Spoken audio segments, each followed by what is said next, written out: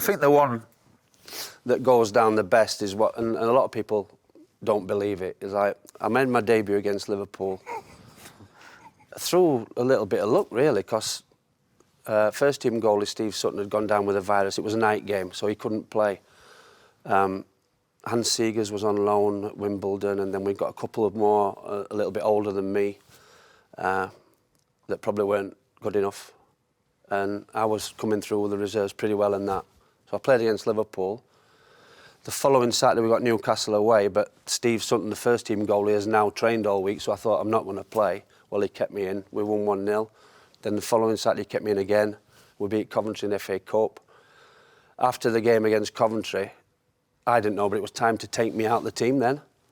Like, I'm 19, I've come in, I can do it. He's got his goalkeeper for the next 10 years or whatever.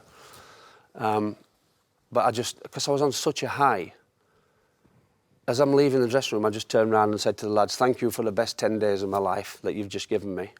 I can't believe actually what's just happened, but see you on Monday. And he goes, where do you think you're going? So he goes, I'm going home. Where's home? I said, I live in Barnsley. He said, my house tomorrow morning, 9 o'clock, bring your boots, and it would help if you bring your gloves as well. Long story short, his son, Simon Clough, was the manager of a team in the Derbyshire Sunday League, Division 5. And they haven't got a goalkeeper on this morning. So I've gone to his house, not knowing what's happening, with my boots and gloves, thinking, why am I here? What am I doing? Yeah. And his wife, Barbara, answers the door. She said, come on in, and Brian's upstairs, he'll be down.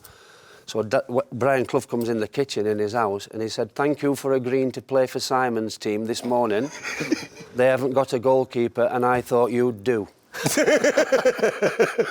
So I ended up playing for his son's Sunday League team, Coventry the day before, playing as a ringer in his son's Sunday League team. I hardly ever touched the ball.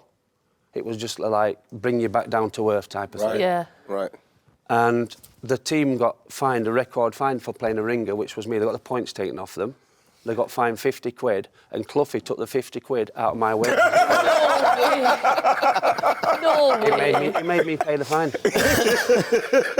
That's because he thought, obviously, you were getting carried away by saying, see you, lads. Yeah. Overstepping that level playing field. How he's recognised that instantly. Yeah, that psychology. Was he shouting at you during was he watching the game? He was watching the game. He shouted over during the game. I'm not allowed to swear, am I? Yeah. Yeah. He used to call me shithouse all the time. That's not really swearing. Any reason for that? No, he just... He used to call me imbecile. He used to call me Barnsley, which is where I was from. He used to call me Jigsaw. There's another story about that. I asked him why he started calling me Jigsaw, and his answer was, every time the ball comes in the box, you go to pieces. Like, so... But at the game, the Sunday League game, he used to go and watch. He used to go and watch on a Sunday morning. He'd have his dog and he'd be a couple of football pitches away. And he shouted during the game, shit house! So I look over and he stood like that.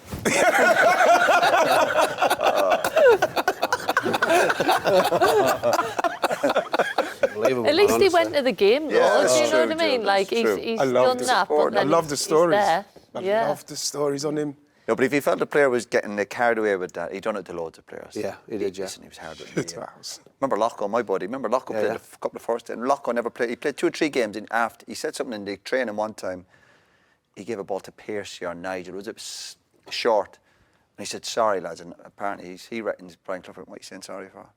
He said he was finished after that. Oh, my gosh. Like, you're in awe of these players or something. Oh. He finished after that. Never played again for the first. Wow. Just for saying sorry? Saying, like, sorry, I didn't give, like, Piercy the perfect pass, or Nigel, whoever it was. And he said, what are you apologising for?